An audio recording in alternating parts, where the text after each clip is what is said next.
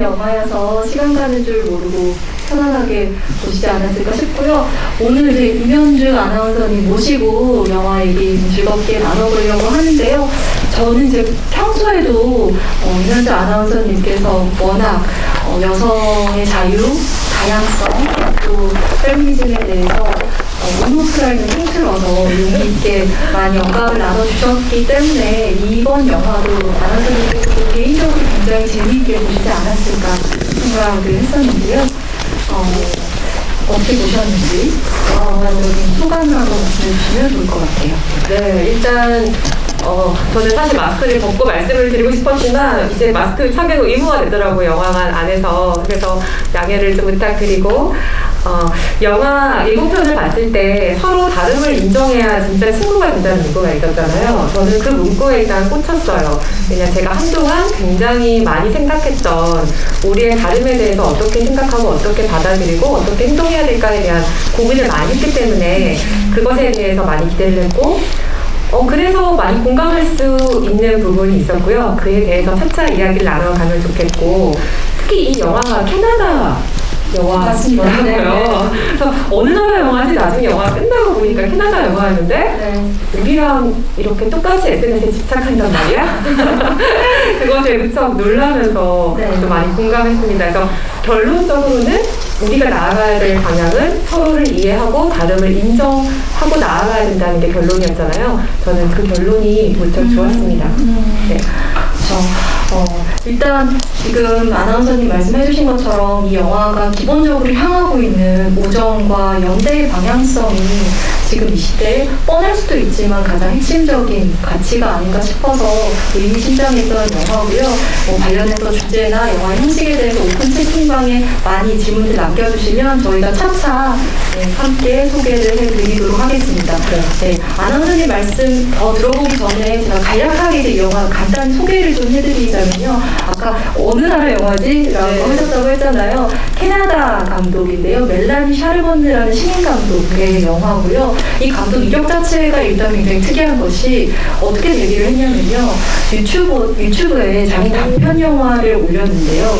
이 단편 영화가 업데이트 한 지 며칠 만에 정말 영화 속처럼 수백만 조회수가 나온 거예요. 그러니까 부럽네요. 유튜버로서 너무 부럽네요. 우리처럼 무명에서 일약 유명 광고주들에게 계약을 제안받는 그런 크리에이터가 된 사례고요.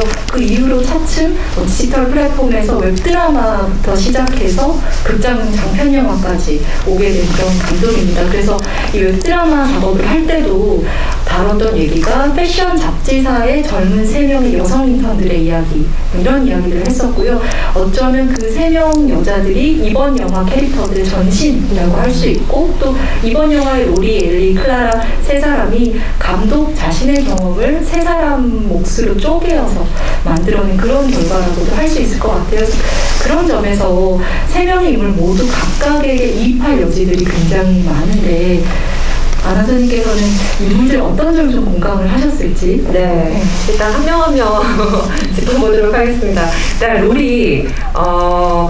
로리는 어떤 저의 아나운서 지망생 시절을 떠올리게 했어요. 그러니까 아나운서가 되려면 일단 나의 능력과 나의 잠재력은 있는데 시험을 통과했잖아요. 그래서 시험을 또 어렵게 통과를 했어요. 그런데 요즘 시대에는 그것뿐만이 아니라 예를 아나운서 됐어도 SNS에서 영향력이 있어야 더 각광받을 수 있는 시대가 된 거예요. 어쩔 수 없이. 이게 장단점이 있는 거죠. 제가 이제 아나운서 지망하는 친구들에게 정말 방송이 하고 싶은 거냐, 뭐가 하고 싶은 거냐, 정확히 하고 싶은 거를 찾아라 일단. 그리고 단지 방송 자체가 하고 싶은 거라면 굳이 아나운서 시험 그렇게 어렵게 보지 않고 정말 좋아하는 일을 해서 오히려 유명해져서 그걸 토대로 당신이 원하는 방송을 할 수도 있다. 그게 진짜 냉정한 현실이다라고 저는 말하기도 했거든요. 제 카톡이 자꾸 이 높은 채팅방에 울리네요. 그래서 그게 한편으로는 참 씁쓸하게 다가오기도 하는 거죠. 그런데 우리가 인정해야 되는 사실인 거죠. 그래서 인플루언서라는 책을 보면요, 이런 얘기가 나와요. 이제는 인플루언서가 저널리스트가 되고 저널리스트가 인플루언서가 되는 시대라는 말입니다. 경계가 완전히 무너진. 맞아요. 그래서 이걸 뭐 우리가 좋다 싫다 부정하고 긍정할 수 없는 사실이라는 생각이 들고요. 그래서 말이 쉽지, 근데 SNS에서 인플루언서가 된다는 게 얼마나 쉽지 않아요. 네. 아이디어가 정말 기반한다고 해도 또 뭔가 때가 잘 맞아야 되고 여러 운이 맞아야 되는 그런 것에 대해서 다들 고군분투하는 우리의 시대에 살고 있지 않나. 저도 TV에 나오는 방송인과 아나운서지만 SNS의 활동이 없다면 내가 방송에서 뭘 하고 이게 과연 공유관일까? 오히려 제가 어떤 것들을 하는 것에 대해서요, 방송을 하고 화제가 되기보다 예를 들어 뭐 제가 다큐멘터리 노브라 챌린지에 참여를 한 것도 방송 직후에 화제가 됐거나 그게 아니라요, 제가 브런치라는 플랫폼에 제 글을 썼고 SNS에 글을 쓰고 나서 그게 화제가 된 거예요. 네. 그러니까 이제는 그런 시대가 됐다는 것을 느끼고요. 좀 답답한데 살짝 내려드릴까요? 숨쉬기가 힘드네. 네. 그리고 이제 엘리에 대해서는, 엘리는 성적 대상화를 불편하게 생각하는 이제 친구잖아요. 근데 그런 것 같아요. 엘리는 예민한 눈, 이제 세상을 보는 다른 눈을 장착하게 된 거죠. 네. 근데 그 눈이 생기고 나면 나 스스로에 대해서도 그렇고요, 또 주변 세상에 대해서도 그렇고요, 그냥 보여지지가 않아요. 어쩔 수 없이 눈에 보이는 것들이 있고, 그런데 그것을 내가 불편하다고 해서 이 사람을 강요할 수는 또 없는 거잖아요. 강요에다가는 트러블이 생기게 되고, 그래서 그런 지점에서 우리가 각자 다른 생각을 가지고 있는데 어떻게 어우러져 살아야 되는가에 대해서 고민을 하게 하는 인물이었고요. 또 클라라에 대해서는 SNS가 일상화된 우리의 모습이 다 있다고 생각을 합니다. 클라라가 물론 파워 인플루언서긴 하지만 파워 인플루언서가 아니어도 수십 명, 수백 명의 팔로워가 있어도 우리는 그 팔로워들을 의식하고 나의 일상을 공유하고 내가 혼잣말처럼 올리는 글도 누군가가 봐주길 바라고 기대하면서 올리게 되는 거죠. 네. 근데 단지 클라라는 인플루언서이기 때문에 그것이 본인에게 부와 유명세를 주지만 또 그것 때문에 굉장히 불안함을 안고 살았을 거예요. 내가 업로드하지 않으면, 혹은 내가 뭔가 하나 삐끗하면 내가 지금까지 이뤄온 것들이 다 날아갈 수 있는데 라는 불안함을 안고 산다는 점에서 또 공감이 됐습니다. 특히 이 아나운서님 말씀하신 것처럼 클라라 캐릭터를 그릴 때는 감독이 많이 고민을 했다고 하는데요. 이 SNS 인플루언서를 바라보는 동시대 사람들의 시선이 굉장히 좀 양극화되어 있잖아요. 선망하거나 혐오하거나. 그 극단의 스펙트럼 사이에 우리 모두가 어디쯤에 있을 것 같은데요. 이 샤르보드 감독은 클라라를 그릴 때 이 사람을 비판하거나 혐오하거나 거부하는 것이 아니라 혐오는 쉽지만 이해는 어렵다는 관점으로 최대한 이 사람을 이해하고 이 사람이 우리의 일부라는 관점으로 그렸다고 하고, 그것이 정말 이 영화의 힘이 아닌가 싶어요. 그래서 저도 클라라에 관해서는 아나운서님과 굉장히 비슷하게 느꼈었고요. 지금 오픈 채팅방에 이 세 사람을 보니까 자신의 과거가 느껴져서 더 공감을 하셨다는 말도 올려주셨는데, 혹시 아나운서님도 세 사람 중에 조금 더 특별하게 좀 더 가깝게 이입된 인물이 있었나요?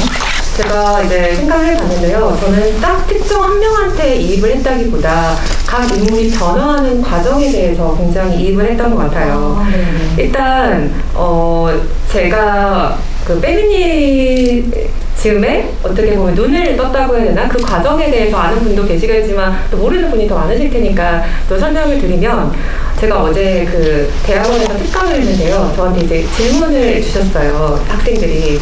한 분이 저에게 이현주 아나운서는 페미니스트가 된 가장 큰 이유가 뭔가요? 라고 물어보시는 거예요.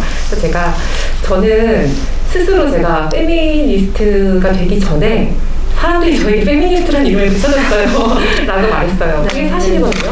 그냥 저는 항상 이렇게 살아왔어요. 그냥 항상 이런 의문을 갖고, 항상 뭔가 환경에 있을 때 이거 좀 부당한데, 혹은 내가 꼭 이렇게까지밖에 못하는 걸까? 항상 의문을 가져왔고, 어쩔 수 없이 그냥 그걸 따랐던 시기도 있었고, 그러다가 내가 뭔가를 해볼 수 있게 됐을 때 작은 시도들을 했던 거고, 근데 그게 쌓이다 보니까 저에게도 이제 페미니스트 라는 이름을 붙여주었는데, 그제서야 저는 제가 공부를 하게 된 거예요. 페미니즘이 대체 뭐길래? 왜냐, 저는 응원도 받고 어떻게 보면 저항도 한꺼번에 받으면서 저의 정체성이 약간 혼란이 오는 거예요. 내가 생각하는 페미니즘이라는 게 뭐지? 라고 생각하면서 그때부터 굉장히 여러 책을 읽었고 그러면서 다양한 친구들과 정말 얘기를 많이 나눴고 진짜 가끔은 좀 울기도 하고 네. 네, 너무 속상해서 막 갖는 오해들도 있고 그런 여러 과정을 거친 거죠. 네. 그러면서 이제 저만의 페미니즘이 생긴 것 같아요. 뭐 이게 완성형은 아닐 테지만 답답해. 잠시만 좀 번갈아가면서 네, 하도록 하겠습니다. 일단 그래서 그 클라라랑 통하는 지점은 뭐였냐면요.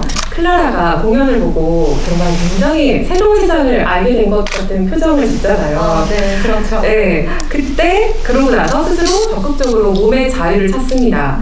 그러면서 클라라가 스스로 그동안 성적 대상화됐다는 것을 몰랐다가 이제 좀 알게 된 거죠. 이제 그렇죠. 나의 자유를 찾겠다 하면서 이제 딱 겨드랑이를 들었는데 이제 그것이 본인이 갖고 있던 이미지에 굉장한 타격을 주게 되는 거잖아요.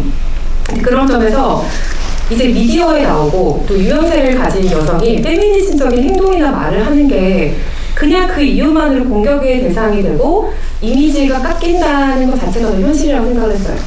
그게 항상 힘든 지점인 것 같아요. 네. 항상 자유와 다양성을 이야기하는 시대에서 페미니즘을 얘기했다는 이유만으로 오히려 그거 자체가 그냥 비난 대상이 된다는 것이 항상 좀 부당하다고 느꼈었고 현재도 일어나고 있는 다양한 이야기이기도 하고요. 저도 그런 점에서 단지 무언가를 말했고 어떤 생각을 말했고 무언가를 했다는 이유만으로 저의 의도나 저의 생각을 들여다보지 않고 그냥 무조건적으로 비난하거나 비꼬는 댓글들이 달리거나 이러기도 한다는 거죠. 그보다 더 많은 응원들도 있지만 사실 작은 생태계가 되게 아픈 법이잖아요.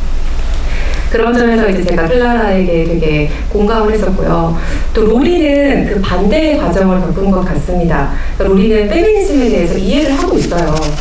제 일상을 살아가면서. 그런데 자신이 원하는 일을 하기 위해서는 어떻게라도 일단 인플루언서가 돼야 했던 상황이잖아요. 그래서 인플루언서가 됐는데 막상 인플루언서가 되고 나니까 내가 생각했던 거랑 현실이 너무나 다른 거죠. 네. 근데 이거는 진짜 모든 직업이 갖는 괴리감인 것 같아요. 제가 아나운서가 되고 나서도 진짜 전 아나운서 되면 얼마나 순진했냐면 얼굴을 안 받아도 좋겠다. 미쳤지.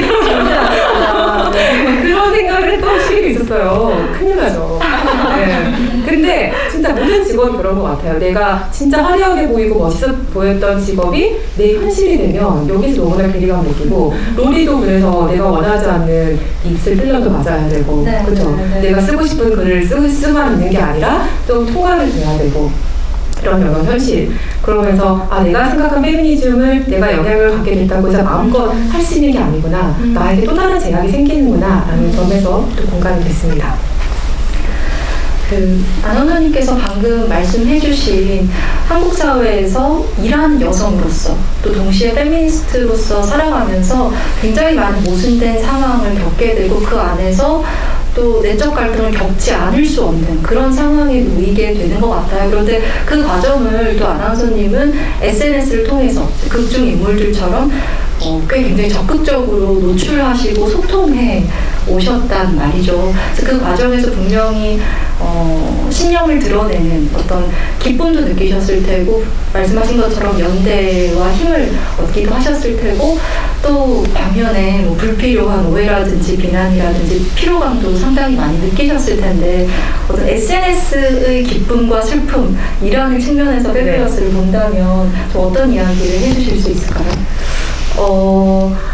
그러니까 SNS가 아까 말씀드린 것처럼 이제 어쩔 수 없는 그 도구가 된 거죠. 저도 그런 생각해요. SNS를 좀 안 하고 살아보고 싶다.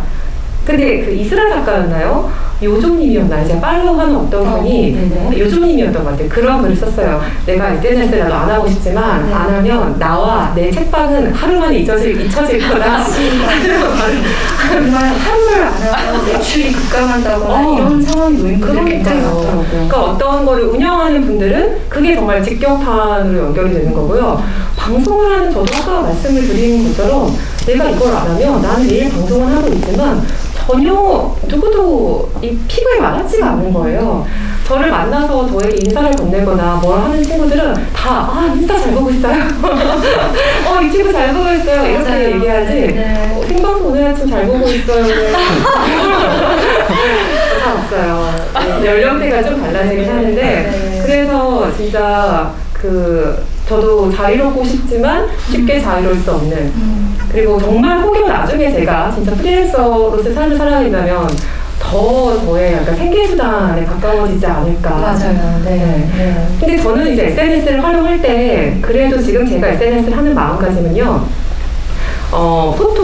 정말 소통의 도구기도 하고 그 자체로 굉장히 즐겁기도 해요. 나에 대한 어떤 댓글을 달아주거나 그러니까 내가 일상을 올렸을 때 이걸 공감해주는 사람들이 있다는 그 즐거움도 있고요.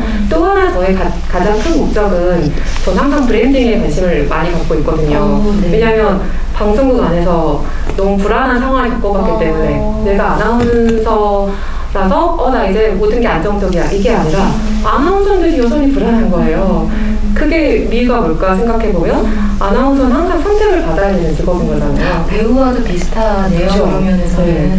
뭐 방송을 안 해도 월급은 받는다고 하지만 어쨌든 나의 항상 그런 주체적으로 살아가고자 하는 욕구가 있는 사람에게 그건 오히려 더 비참할 수 있는 상황인 거거든요. 그래서 그런 상황을 스스로 정말 겪어보기도 했고 많이 봤기 때문에 그냥 나는 이제 이런 불안정한 상황에 나를 계속 있기 싫다. 네. 그래서 정말 내가 하물며 나의 메인 잡인 방송을 하지 않아도 혹은 내가 정말 퇴사를 해도 나로서 살아갈 수 있는 방법이 뭘까 하면서 예를 들어 이런 영화 GV도 즐거워하는 거지만 또 하나는 저희 브랜딩 차원이기도 하죠. 그 시간을 쪼개서 주말에 칼럼을 써요. 놀고 싶지만 네. 즐거워서기도 하지만 저희 브랜딩을 위해서이기도 한 거죠. 그러면서 SNS에 저희 활동들을 기록하기도 하고 그런 도구가 되는 것 같습니다. 이렇게 유명한 워커홀릭이신 아나운서님께서 드디어 다음 주에 휴가를 가신다고. 네. 진짜. 다행스러운. 휴가하는 건 더 힘들어요. 선생님 왜 이렇게 많지? 그런 차원에서 혹시 아나운서님은 온라인과 오프라인의 균형이랄까요? 네. 혹은 조금 더 건강하게 인스타그램 혹은 유튜브를 하는 어떤 요즘의 노하우, 균형의 도구 같은 게 있으세요? 항상 모든 일을 하려면 나의 루틴을 갖는 게 되게 중요한 것 같아요. 나의 건강한 루틴? 일상을 살면서도 루틴이 되게 중요하잖아요. 그러니까 저는 또 항상 새벽 출근을 아침 방송하니까 새벽 출근을 하기 때문에 균형이 굉장히 깨질 수가 있는데 꼭 저녁에 많이 자려고 하잖아요. 그럼 불면증에 오히려 집착하게 되더라고요. 그래서 저녁에는 한 3-4시간만 자고 낮잠을 한 2시간 잡니다. 예를 들어. 그것도 그냥 저의 그냥 루틴인 거죠. 나의 몸에 맞는. SNS 활용도 각자에게 맞는 루틴이 있다고 생각을 해요. 내가 즐거울 때 막 하다가 어느 날 SNS를 보면서 좀 짜증의 치밀어 온다. 그러면 당분간 좀 쉬어야 합니다. 네, 그 이유가 뭐든 간에 그게 약간 나의 박탈감 혹은 질투심 뭔가 여러 가지가 있을 수 있겠죠. 그런 리듬을 스스로 잘 자각하고 잘 맞추는 건 되게 중요하고요. 또 하나 SNS를 건강하게 하는 법은 내가 좋아하는 팔로워를 팔로우하는 거죠. 네. 저는 오히려 SNS를 통해서 그냥 남이 어떻게 뭘 먹고 뭘 입고 이건 전 잘 안 보거든요. 저는 누가 어떤 생각을 했고 어떻게 이런 생각을 하지? 약간 이런 거 혹은 나에게 좋은 영향을 주는 어떤 뭐 출판사도 있고 인물도 있고 좀 그런 정보를 좀 많이 얻는 차원에서 한번 팔로우를 많이 정리를 하세요. 저를 정리할 수도 있겠는데 상처받지 않을게요. 그런 것도 있고 또 하나는 브랜딩에 대해서 말하자면 그러니까 저는 제가 아나운서이기 때문에 당신은 브랜딩을 하는 거 아니에요 라고 물을 수 있지만 저는 모두에게 브랜딩이 필요하다고 생각을 하거든요. 학생도 마찬가지고요. 직장인은 물론이고요. 그냥 모두에게 브랜딩이 필요한 시대라고 생각합니다. 왜냐 한 가지 직업으로 살 수 있는 시대가 아니잖아요. 이제는 진짜 모두가 엔잡러가 돼야 되는 시기라고 생각을 해서 100세 시대에 어떻게 살아갈 것인가 그래서 SNS를 그냥 나의 텃밭이라고 생각을 하고요. 내가 좋아하는 활동을 기록을 하세요. 근데 그거를 내가 내 얼굴 까고 이름 까고 하는 게 부담스러우면 그냥 비공개 계정으로 내가 좋아하는 책에 대해서 리뷰를 남기거나 내가 되고 싶은 것들에 대해서 뭔가 남기면서 그게 또 어떤 계기가 될지 모르는 거거든요. 그 브런치라는 플랫폼 있잖아요. 그 플랫폼은 그런 말이 있어요. 이 브런치는 편집자들을 위한 거다. 편집자들이 항상 이 새 새로운 아이템. 그쵸? 네. 이 새로운 사람이 어디 있나 항상 눈을 뜨고 보고 있다는 거예요.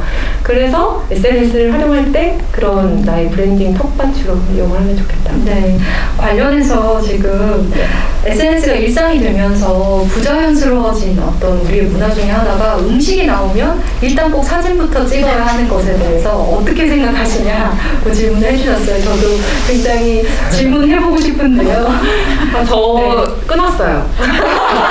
음식 찍는 건 끊었어요, 확실하게. 네, 이제 의미가 없더라고요. 왜냐면 그러니까 그 아까 브랜딩이라고 했잖아요. 그러니까 음식으로 내가 브랜딩 하겠다 그럼 열심히 찍어야죠. 어떻게 하면 더 음식을 예쁘게 멋있게 찍을까. 근데 그게 아닌데 그냥 음식 사진 올리는 거, 그냥 나의 시시콜콜한 여러 잡다한 거 올리는 거, 제 기준에서는 네, 네. 조금 촌스럽다고 생각해요.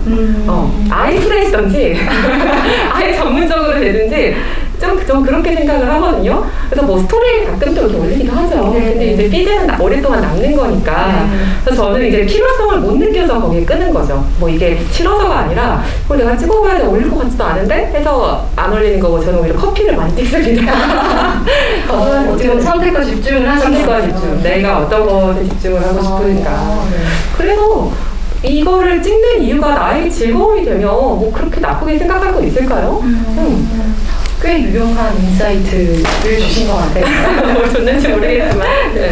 이런 이제 뭐 음식 사진 이야기해주신 음식 사진도 그렇고 사실 SNS를 하다 보면 이 영화 제목이 페뷸러스잖아요. 근사함인데 특히 인스타그램만 예로 들면 좀 어쩔 수 없이 우리의 근사한 부분만 선별적으로 보일 수밖에 없는 것 같아요. 그런 분위기를 종용하는 어떤 문화인데 이 영화에서 그런 부분을 좀 미장센적으로 잘 포착한 부분이 예를 들어 클라라의 인스타그램 세계가 굉장히 말 그대로 페뷸러스한 우리가 요새 얘기하는 화려한 조명이 나를 감싸는 그런 세계라고 한다면 영화가 굉장히 극렬하게 로리와 엘리의 집을 아주 생활감이 있는 공간으로 꾸렸습니다. 그래서 그곳에 가면 어떤 일이 일어나냐면 정전이 되기도 하고요. 그래서 정말 조명이 아예 없는 굉장히 상징적으로 아무 조명도 없이 촛불에만 의지해서 어둠 속에서 대화하게끔 만들거나 심지어 그때 대화 주제는 엘리의 몸에서 나는 냄새를 가지고 또 대화를 하잖아요. 그렇게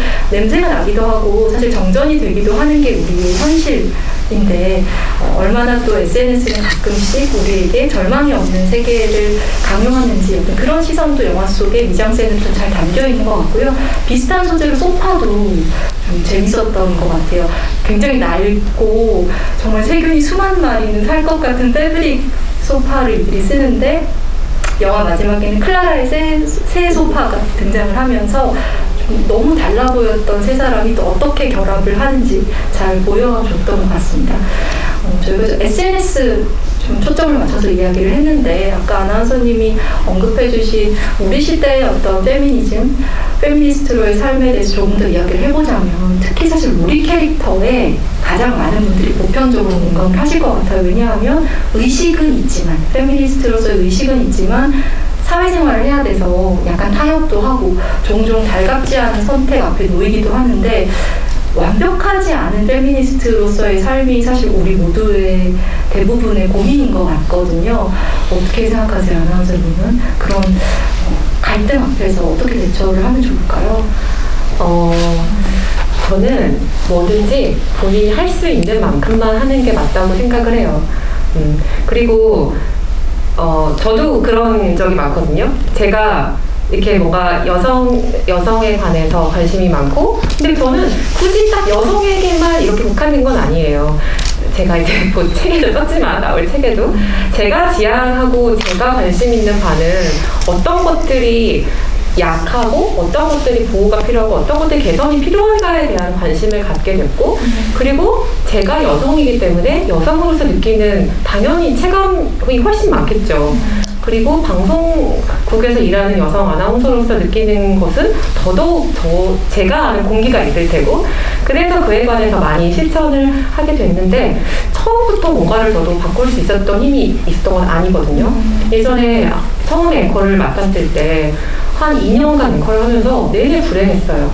내내 겉보기에는 아무 멀쩡해 보이는 진짜 그냥 화려한 옷을 입고 항상 똑부러지게 말을 하는 앵커처럼 보였지만 속은 그 괴리감 때문에 항상 괴로웠던 것 같아요. 아무것도 못 해보고. 그렇게 시간이 지났다가 근데 오히려 그렇게 움츠러있던 시간에 어떤 용기를 또 갖게 된 것도 같아요. 그냥 그때 내가 왜 움츠러들었을까를 생각해보면 전 놓치고 싶지 않았던 게 많았던 거죠. 내가 여기서 목소리를 낸다고 그냥 저 지나가는 개미 하나 뚝 누르는 것처럼 소리성 없이 좀 사라질 것 같은 거예요. 그냥 쉽게 대체가 될 것 같은 거예요, 항상. 그래서 그런 것 때문에 불안하기도 하고 내가 아무 힘이 없고 저는 그래서 그때 되게 내가 힘을 가져야겠다는 생각을 진짜 많이 했거든요. 그래야 내가 일단 뭔가를 보여줘야 내 목소리에 힘을 얻고 근데 뭐부터 시작해야 될까 항상 그게 고민이었던 거죠. 근데 그 시간 불행했던 시간을 지나면서 오히려 저는 좀 하고 싶어진 그러니까 진짜 그냥 내가 행복한 게 최고다라는 생각을 하게 됐어요. 남에게 뭐 잘 보여서 더 많은 인기를 얻고 이것보다 그냥 내가 행복하고 내가 할 수 있는 것들을 하는 사람이 되고 싶다라는 어떤 생각이 전환이 온 거죠. 그러니까 누구에게나 그런 계기가 있을 것 같아요. 저는 그 계기가 생겼고 그러면서 이제부터는 뭔가 의문이 생겼을 때 그냥 지나치지 않고 그냥 정말 작은 것부터 저는 바꿔본 거거든요. 그 작은 게 일단 처음에 안경이었고 근데 저의 작은 시도를 하기에는 너무 화장이 컸죠. 저는 이게 그렇게 막 이렇게 기사가 되거나 화제가 될 거라고 정말 생각을 못했기 때문에 네. 근데 어쨌든 제가 뭔가를 하나 해보고 나니까요. 근데 생각보다 이게 문제가 그러니까 뭐랄까요. 나에게는 충분한 이유가 있었던 거잖아요. 내가 이 행동을 하는 데는 이유가 있었던 거고 하지 않을 이유가 없다는 확신이 있었기 때문에 하는 거잖아요. 그랬기 때문에 그때 누군가가 너 이런 거 왜 해? 라고 하면 오히려 왜 하면 안 되는 걸까요? 물어볼 수가 있게 되는 거예요. 그러니까 그런 확신이 들 때 뭔가를 할 수가 있는 거고 하나를 시도를 했을 때 이게 뭐 작은 성공을 하고 나면 그때부터 자신감과 용기가 생기거든요. 그럼 이게 나의 생활이 되고 나의 일상이 될 수가 있는 거예요. 그렇게 조금씩 확장을 해나가면 전 된다고 생각을 하고 내 머리로는 난 이제 달라질 거야. 하지만 아직 용기가 나지 않아 하면 그때부터 억지로 큰 것부터 변화하려고 하지 말고 진짜 내가 느끼는 작은 것부터 그냥 정말 티 안 나게 조금씩 실천을 저는 해봐도 저는 된다고 생각을 하고요. 그리고 내가 진짜 완벽한 아까 말씀하신 것처럼 완벽한 페미니스트?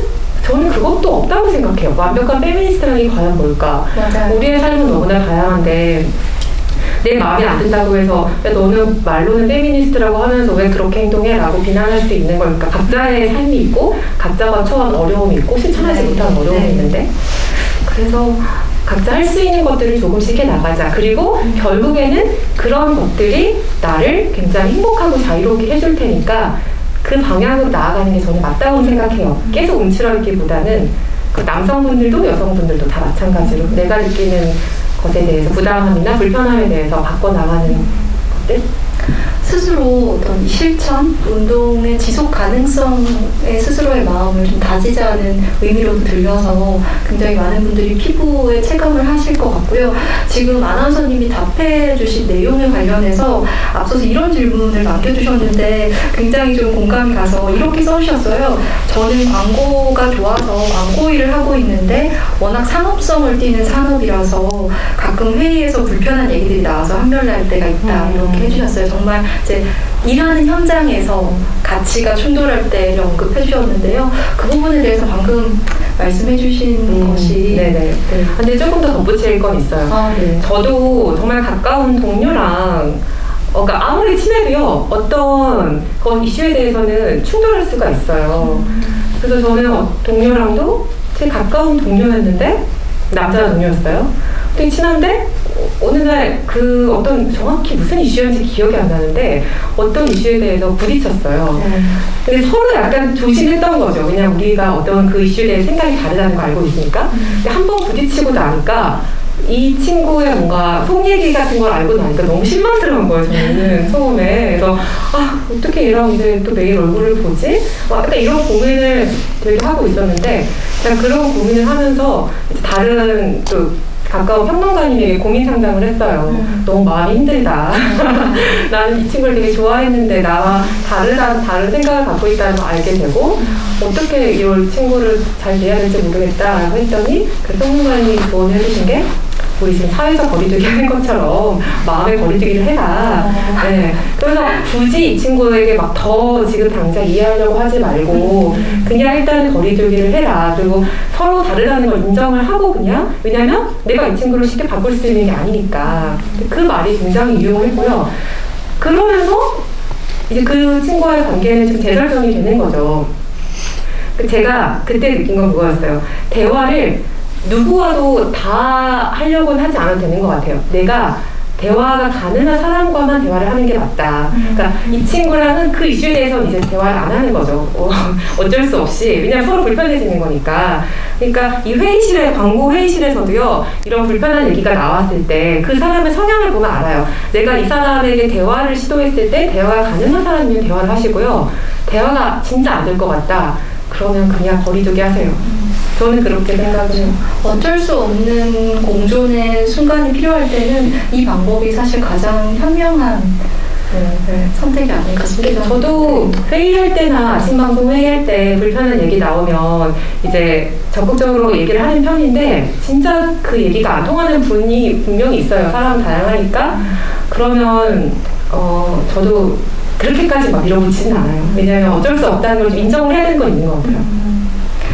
이 페뷸러스라는 영화가 SNS라는 소통 매개를 통해서 여성의 삶에 대해, 더 나은 여성의 삶에 대해 고민하는 영화라서 저희가 오늘 페미니즘을 여러 키워드 중에 하나로 주로 다루고 있는데요. 관련해서 아나운서님께서 페미니즘 공부를 위해서 읽었던 책, 왜냐하면 아까 차츰차츰 스스로도 개발하고 공부해 오신 영역이라고 해주셔서 또 많은 분들이 더 함께 연대를 할 수 있는 부분인 것 같아요. 그런 점에서 오늘 마침 아나운서님도 책 한 권을 준비해 오셨다고 제가 알고 있어요. 네, 맞습니다. 그래서 단계별로 있어요. 일단 페미니즘을 모르는데 알고 페미니. 네. 제가 그냥 만들었어요. 네. 저는 이제 처음 본 게 유튜브 영상이었어요. 우리는 모두 페미니스트가 되어야 합니다. 라는 영상을 처음에 보고 너무 와닿는 거예요. 그 이름이 되게 은고지혜인가? 너무 말씀 이름이 길어서 좀 은고지혜님의 그 영상을 보고 너무 영상이 좋은 거예요. 그리고 우리가 페미니즘에 대해서 굉장히 오해하고 있었구나. 나조차도 오해를 하고 있었구나 라는 생각을 진짜 많이 했고 거기서의 요지는 페미니스트가 되는 것이 이해를 하는 것이 남성도 자유롭게 해주고 여성도 자유롭게 해줄 거다. 우리가 흔히 생각하는 페미니즘은 정말 너무 강해서 남성을 다 배척하고 이런 게 아니라 왜 우리가 함께 페미니즘을 알면 좋은가에 대한 그런 영상입니다. 그게 그대로 책으로 있어요. 책은 얇은데요. 굳이 책 안 사도 되고 그 영상 보셔도 됩니다. 그 다음에 제가 이제 본격적으로 좀 이해를 하고 싶어서 봤던 여러 책이 있는데요. 그 중에 좀 좋았던 책은 페미니즘의 도전이라는 책이에요. 정희진 작가님의 책이고요. 거기서도 우리가 생각하는 페미니즘에 대한 오해나 어떤 궁금증 이런 것들을 굉장히 상세하게 풀어줍니다. 그래서 되게 좋았고요. 그리고 제가 오늘 선물 한 권 가져온 소설인데요. 국내관계라는 소설이에요. 이것은 제가 아까 처음에 말씀드렸던 너무 다양한 페미니즘과 혹은 다양한 페미니즘의 갈래 속에서 이 친구들과 생각도 다르잖아요. 누군가는 전혀 이해를 못하고 누군가는 반발심을 갖고 있고 누군가는 완전 이 페미니즘에 대해서 빠삭하게 알고 있고 이런 세상에서 어떻게 살아가야 될까라는 고민을 할 때 국내관계 안에 여러 그 인물들의 상황이 나오거든요. 누군가는 결혼을 했고 누군가는 결혼을 하지 않았고 누군가는 20대고 누군가는 그보다 나이가 많고 같은 페미니즘을 이해해도 연령대별로 또 차이가 있어요. 이해하는 것도 환경이 너무 다르다 보니까. 그래서 그 책을 읽으면서 굉장히 많이 공감을 했고요. 거기에서 나온 최종 결론이 뭐냐면 진짜 누구의 페미니즘은 옳다, 너의 페미니즘은 틀렸다 이렇게 말할 수 없다는 거예요. 그냥 페미니즘이라는 하나의 그림도 없다. 그냥 각자가 작은 페미니즘을 갖고 사는 게 맞다고 생각을 한다는 게 이 책의 결론이었고요. 그래서 너무나 공감했어요. 아까 제가 말씀드린 것도 너무 내가 머리로 이해하는 것들을 행동으로 다 옮겨야지라고 그렇게 생각할 필요도 없다고 저는 생각을 하고요. 각자가 할 수 있는 것들, 각자가 실천하고 바꿔나갈 수 있는 것들을 서서히 해나가면 그게 모이면 진짜 큰 변화가 생기는 거잖아요. 그 책이 저는 굉장히 좀 좋았습니다. 지금 이제 아나운서님께서 설명을 해주셨는데요. 이 책과 책 한 권, 은희영 작가의 공대가 함께 한 권과 또 페뷸러스 굿즈가 오늘 준비되어 있는데요. 제가 미리 봤는데 굉장히 예쁜 그 영화 속에 등장하는 채소 그 이미지가 담긴 굉장히 예쁜 파우치와 스티커 담긴 굿즈 세 세트가 준비되어 있어요. 그래서 오늘 이 채팅창에 이야기 남겨주신 분들 4분 선정해서 하나씩 나눠드리려고 하고요. 막바지까지 혹시 관심 있으신 분들은 열심히 질문 남겨주시면 좋지 않을까 싶습니다. 여기 방금 보니까 다름을 인정하지 않고 이분법적으로 꼴패미, 메갈이라는 단어로 조롱하는 문논리자들에게 뭐라고 이야기하면 좋을까요? 제가 이런 공격을 또 받았기 때문에 넘어갈 수가 없어요. 진짜 열받아요. 네. 너무 대체 왜 어디서 땀을 받고 내 나한테 화풀이하지? 이런 생각을 되게 하기도 하고 왜 나한테 그러지? 처음에는 진짜 좀 이 악플에 대해서 너무 좀 화가 나기도 하고 그래서 심지어 진짜 변호사를 찾아갔어요. 그래서 어쨌든 뭐 그거 나중에 그 얘기고요. 제가 내린 결론은요. 그냥 어쩔 수 없어요. 이 사람들은 바꿀 수가 없어요. 그냥 무시하는 게 답이라는 지금으로서 어쩔 수가 없다는 생각이 드는 게 왜냐면 이 댓글로 다는 사람을 내가 찾아가서 그 사람에게 내가 설명을 하고 저도 안 그러고 싶겠어요? 마음으로는 당연히 찾아가서 대체 왜 나한테 이렇게 하느냐 그리고 막 DM이나 이메일도 진짜 진행적으로 와요. 팬입니다 이런 거 들어가다가 여러분은 막 욕써 있고 그런 경우가 진짜 종종 있어요. 진짜 열받습니다.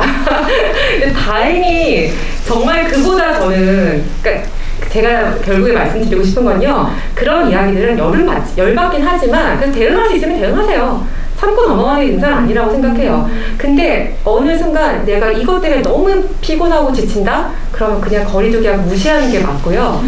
그리고 그보다 더 좋은 건요. 나와 같은 뜻을 갖고 같은 방향성을 가진 사람을 가까이 하는 게 더 이롭습니다. 네. 그냥 아까 제가 말씀드린 대화가 통하는 사람과 대화를 해라라는 게 그 말이에요.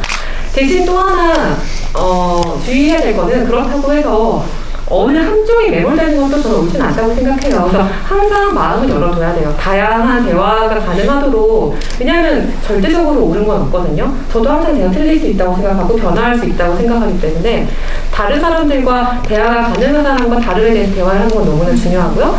근데 그런 논리에 대해서는 가급적 그냥 무시하고 그렇게 살아라 하고 내가 좋아하는 사람들과 더 좋은 시간을 보내는 게 저는 맞다고 생각합니다. 저는 진짜 그래서 요즘에 제 주변에 진짜 좋은 사람들이 너무 많아졌어요. 너무 그래서 좋아요. 네, 너무 좋은 얘기네요. 네. 그리고 이 페뷸러스라는 영화와도 직결되는 부분인 것 같아요. 마음 맞는 사람을 찾으라는 말씀이 똑같은 사람을 만나라는 이야기는 전혀 아니거든요. 다른 사람, 너무나 다른 사람들 중에서도 분명히 마음이 맞는 서로의 차이를 수용할 수 있는 관계가 있고 그게 바로 이 영화 속 인물들 관계가 아닌가 싶은데요. 사실 아나운서님 지금 말씀해 주신 것처럼 그동안 안경을 쓰시고 넥타이를 매시고 카메라 앞에 서셨을 때 굉장히 많은 여성들에게 인파워링이 되신 동시에 또 말씀하신 것처럼 불필요한 어떤 일방적인 비방 같은 것들을 시달리기도 하셨는데 이런 식으로 사실 액티비스트로서 뭐 강경하든 뭐 어느 정도 온건하든 액티비스트로서 산다는 것이 사실 녹록치 않은 삶이거든요. 그래서 이전에 많은 영화들이 이런 주제를 그릴 때 굉장히 무겁게 그리거나 아주 첨예하게 사회파 드라마로 많이 그렸었는데 이 페뷸러스라는 영화는 엔터테이닝한 요소까지 곁들여서 또 그 결말에 있어서 어떤 해법을 우정이나 연대의 힘을 실었다는 점에서 저는 또 어떻게 보면 지금 좀 이런 암울한 시대에 굉장히 시의적절하고 필요한 영화구나라는 생각을 했었는데요. 마침 아나운서님께서 요즘 주변에 좋은 동료들, 친구들이 참 많다고 말씀해 주셔서 그런 어떤 요즘의 우정, 여성들 간의 관계로부터 어떤 힘을 얻고 계신지 한번 들려주시면 좋을 것 같아요. 글쎄, 근데 제가 응원을 받았던 얘기는 좀 말씀을 많이 드린 것 같은데, 진짜 그냥 늘 감사해요. 제가 안경을 꼈던 날도요, 만약에 그게 기사가 안 됐거나, 우연히 전화 왔거든요, 기자님한테. 기사가 안 됐거나, 그랬으면 다음날 제가 과연 계속해서 안경을 꼈을까? 확신할 수 없어요. 또 제가 넥타이를 맨 것도요. 이 넥타이 맨 것도 화제가 된 게 트위터였어요. 그러니까 이게 SNS의 힘이라고 저는 또 생각을 하는데 제가 넥타이를 그냥 방송에서 맺고 근데 제가 SNS에 올린 사진을 전 트위터를 안 해서 몰랐는데 누군가 트위터에 올려주셨고 엄청 리트윗 됐다는 걸 저한테 알려주신 거예요. 그러면서 그게 또 엄청 기사화가 됐고 그러면서 엄청 많은 응원을 또 보내주세요. 근데 그런 응원이 존재하기 때문에 저는 어쨌든 계속해서 나아갈 수 있거든요. 그래서 저도 반대로 진짜 많은 응원을 보내주고 싶어요. 그러니까 서로에게 진짜 힘이 되는 존재라는 생각을 하고요. 그리고 아까 좋은 사람들이 많아졌다고 하는 게 진짜 그냥 좀 더 이기적으로 살아도 되고 예를 들어 그냥 좋은 게 좋은 건 살아도 되는 세상에서 네. 제가 말하는 좋은 사람들이 다양한 층위가 있지만 네. 진짜 이 부조리하고 부당한 것들을 바꾸기 위해서 불편할 수 있는 목소리를 내고 그 저항이 따를 걸 알면서도 뭔가를 목소리를 내는 사람들을 저는 되게 존경하거든요. 그런 사람들을 많이 알게 됐다는 것에 대해서 저도 계속해서 용기를 얻게 되는 것 같아요. 그리고 아까 말씀하신 것처럼 이 영화가 굉장히 유쾌하게 그런 다름에 대해서 그리고 있잖아요. 제가 최근에 생각한 것도 그거예요. 어떤 페미니즘이나 혹은 내가 옳다고 생각하는 걸 말할 때 너무 거칠게 혹은 너무 그러니까 여기가 강경하니까 우리도 강경해야 돼. 이것도 일면 맞는 말은 있어요. 하지만 그게 내가 힘들다면 꼭 그 방식만이 능사가 아니라고 생각해요. 내가 행복하게 지내는 모습을 보여주는 게 그렇게 같이 서로 한 명 한 명 늘어가는 게 저는 더 좋은 방법이 아닐까, 오래 갈 수 있는 방법? 네. 저는 아까 말한 뭐 악플 뭐 이런 것도 있지만 그런 시기가 있어요. 가끔 힘들 때가. 근데 그걸 또 지나고 나면 굉장히 행복해요. 그냥 나도 내가 주체적으로 내 삶을 살아가고 있고 하고 싶은 것들 하면서 내 주변에도 이렇게 좋은 사람들이 있고 행복하지 않을 수가 없잖아요. 그래서 그냥 각자 행복하게 살아가는 게 결국에는 오래도록 우리가 생각하는 어떤 옳은 가치가 퍼져나가는 길이 아닐까? 생각하는 것 같습니다. 사실 이 페뷸러스라는 영화는 여성들의 우정을 담고 있다는 점에서 비슷한 주제를 가진 비슷한 갈래에 속해 있는 다른 많은 좋은 영화들도 함께 떠올리게 하는 작품이에요. 그래서 마침 또 채팅창에 올해 본 여성 영화 중에 페뷸러스와 함께 미스 비헤이비어 언급해 주신 분도 계셨는데요. 또 지금 개봉작 중에는 삼진그룹 영어 토익반 같은 영화도 한 축으로 같이 좀 묶어서 보면 좋을 것 같은데 혹시 아나운서님 페뷸러스와 함께 보면 좋을 여성 영화, 여성들의 연대를 담은 영화 추천해줄 만한 작품이 있으실까요? 방금 말씀하신 미스 비헤이버도 정말 좋았어요. 그래서 저는 그 영화도 진짜 추천을 하고요.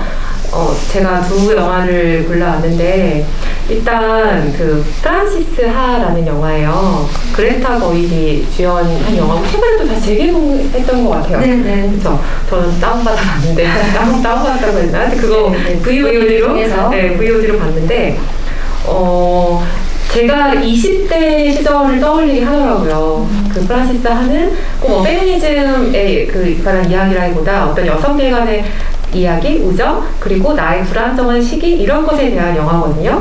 그러니까 내 꿈은 있는데 뭐 하나 내 마음대로 되지가 않고 상황은 너무 불안정하고 사랑도 내 뜻대로 되지 않는데 그나마 끈끈하고 정말 나를 배신하지 않을 거라고 생각했던 친구와의 관계가 흔들리면서 대체 내가 믿을 구석은 어디에 있나 약간 이런 방황을 겪고 그러면서 결국 자기다움을 찾아가는 저는 영화라고 생각을 해서 프란시스를 하나 추천을 하고요. 네.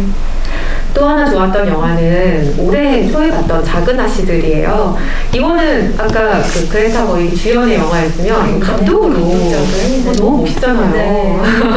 그래서 너무 그레타 거일 좋아하는데 이 작은 아씨들을 보고 저는 약간 진짜 영화에서 울었어요. 너무 왜 울었는지는 모르겠지만 너무 많은 감정을 떠올리게 하고 그 네 자매가 우리 각자 모든 여성들의 삶이 녹아있다고 생각을 했고 그 네 인물 중에 한 명은 나와 닮아 있을 거예요. 저는 그 둘째 조란 캐릭터에 아마 기자님도 그러지 않으셨을까? 네, 저도 바로 아나운서님과 조를 매치했어요. 그래요? 기자님은 어느 캐릭터였나요? 저도 아무래도 그쵸? 조에 울컥하더라고요. 그렇죠. 네. 그러니까 조가 각자 뭔가 정말 독립적인 삶을 살아가려는 여성들에게 많은 그러니까 공감과 눈물을 주는 캐릭터인 것 같아요. 네. 그래서 이 영화를 정말 많은 여성들이 봤으면 좋겠다. 남성들도 함께 봤으면 좋겠다고 생각을 했고요. 결국 우리가 독립적으로 살아가기 위해 필요한 건 경제력이다. 내 일을 꼭 해야 된다. 왜냐하면 그거를 제가 20대 친구들에게 이 영화를 꼭 추천하는 이유가요. 네. 그거를 어릴 때부터 지금 친구들은 너무나 그걸 많이 알고 있어요. 지금 친구들은 진짜 훌륭하게 너무나 그런 자각이 단단한데 제가 20대 때만 해도요. 좀 그런 분위기는 아니었던 것 같아요. 이게 지금은 정말 나의 삶을 끌어나가야 된다는 게 너무나 명확해졌지만 저희 때는 예를 들어 뭐 진짜 소위 하는 아무리 공부 열심히 해봐야 시집 잘 가네 못 이겨 이런 얘기가 너무 흔했던 마치 옛날 얘기 같지만 10년 전에 그랬습니다. 너무 그때 반발심이 들었죠. 그렇지만 반발심이 들었고 나는 내 삶을 살 거라고 했지만 모든 여성들이 정말 그걸 어릴 때부터 너무 당연하게 생각해야 된다는 거죠. 그러면 진짜 선택지가 달라질 수 있거든요. 앞으로 나의 계획이 달라지고. 그래서 저는 작은 아씨들 영화도 추천을 합니다. 어쩌다 보니 그레타 거에게 존재감이 굉장히 커졌는데요. 사실 언급해주신 프란시스 하 작은 아씨들 말고도 이 샤르본느 감독이 이 페뷸러스 영화 이야기하면서 그레타 거의 이 또 다른 연출작이었죠. 레이디 버드를 또 언급을 했었습니다. 여성의 성장 영화, 성장 서사로서. 그리고 또 언급했던 게 드라마 시리즈 중에 걸스라는 작품이 있고요. 이 작품도 제가 알기로 OTT 서비스에서 보실 수 있을 텐데 역시나 좀 비슷한 화두를 공유하고 있어서 지금 이렇게 언급 나온 작품들도 함께 계보처럼 살펴보셔도 좋지 않을까 그리고 싶습니다. 여기 지금 또 채팅방에 히든 피겨스 올려주셨는데요. 영화 정말 좋았죠. 맞아요. 네, 약간 아까 삼진 그 영화와 조금 맥이 좀 다르긴 한데 네. 맥이 통하는 부분이 좀 있고 굉장히 이 영화도 막 울면서 웃으면서 보는 그런 영화입니다. 히든 피겨스도 저도 추천합니다. 오늘 이렇게 다른 좋은 여성 영화들도 함께 그 이름을 언급해 볼 수 있어서 저도 좀 기분이 좋아지는 것 같고요. 이 채팅창에 50년 넘은 인생에서 잊고 산 자유와 속 시원함으로 유쾌하게 통쾌했어요라고 써주셔서 좀 뭉클한 것 같아요. 지금 너무 좋은 얘기가 많이 올라와서 읽고 싶은 여러분 다 알고 계시죠? 저희 이제 시간상 슬슬 마무리해야 돼서 마지막 말씀하시기 전에 오늘 꽤 많은 분들이 언제 넣으시나요? 네, 질문을 주셔서 지금 4분 정도 아나운서님 거 제가 한 분씩 번갈아 뽑아볼까요? 저는 그럼 일단 제가 방금 말씀드린 50년 넘은 인생을 언급해 주신 그분께 하나 선물 드리고 싶고요. 아나운서님 혹시 꼽아주신다면? 저 너무 어려워요. 잠시만요. 영화를 보고 진짜 자기 자신을 찾아가는 것도 저에게 의미가 있었어요. 진짜 자기 자신을 찾아야 페미니즘의 첫 걸음이 될 수도 있다고 생각해요. 오늘 좋은 이야기 듣고 행복합니다. 우아 꿀잼님.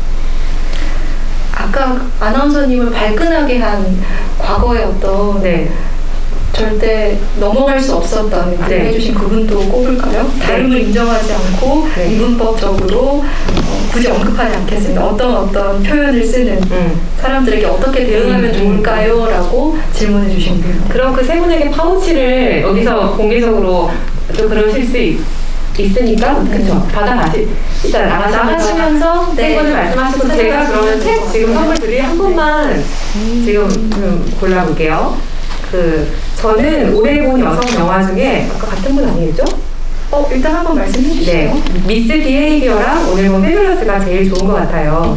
보통 페미니즘 운동하는 어떤 분들은 자신들의 동조하지 않는 여성을 무조건 욕하고 탈골 생활을 못한 무지한 여성으로 매도하는 경우도 있는데 그들의 입장과 서지도 함께 다루며 모든 여성의 목소리를 담아주는 부분이 참 좋았어요. 코르셋 문화를 만들어내고 그런 기업과 일하며 먹고 살던 클라라가 자신을 싫어하고 욕하던 페미니스트들과도 어울리게 되고 스스로도 변화된 모습. 페미니스트였지만 인기와 현실 속에서 잠시 신경을 포기하게 되는 로리의 모습에서 그런 점들이 좋았어요. 감성적 너무 훌륭하신데요. 혹시 야스님 지금 부끄러우신가요? 아니면 혹은 좀 그러신가요? 조금 만약에 수줍으시다면 나가실 때 저한테 저라고 말씀하고 전화하시면 되겠습니다. 마무리하면서 내가 감독이 이런 말을 했더라고요. 이 영화 속에 담긴 어떤 페미니즘에 대한 고민도 그렇고 SNS 시대의 혼란도 그렇고 이런 것들을 통틀어서 이 시대에 관해서 구시대적인 모델은 거부되고 새로운 모델은 명확해질 겨를도 없이 통제 불가능한 속도로 창조되고 변형된다.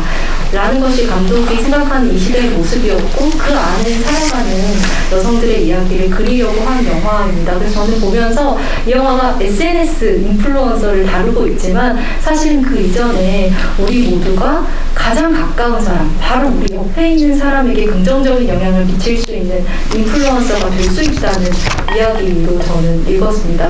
그래서 이 영화가 우정 영화로서 더 의미가 있지 않나라는 생각을 했는데요. 아나운서님 마지막으로 영화에 대한 소감이나 끝인사 함께 해주시면 좋을 것 같습니다. 네, 저도 근데 이미 제가 말하지 않아도 같은 마음을 느꼈던 것 같아요. 이 영화를 통해서 기대했던 바가 있었고 그런 기대했던 내용들을 진짜 유쾌하게 영화가 이야기해줘서 마지막까지 정말 즐겁게 영화를 봤던 것 같고요. 다른 감사보다 오늘 여기 와주신 분들 정말 한 분 한 분 너무 감사하다는 말씀을 드리고요. 저에게는 한 분 한 분이 또 용기의 존재인 것 같아요. 네, 저도 여러분에게 언제든 용기의 존재가 될 수 있게 열심히 살아가도록 하겠습니다. 네. 12월에 책 소식 한번 전해주시죠. 저 지금 약간 TMI 말해도 돼요? 아니, 그 SNS에 올렸는데 제 책 제목 후보 5개가 있었는데 이제 2개가 제일 와닿았어요. 그래서 손들어. 하나는 아낌없이 살아보는 중입니다고요. 하나는 끝이 아니라 시작이었어요. 네, 아낌없이 살아보는 중입니다. 끝이 아니라 시작. 시작이었어. 네. 아낌없이 살아보는 중입니다. 손들어주세요. 1번.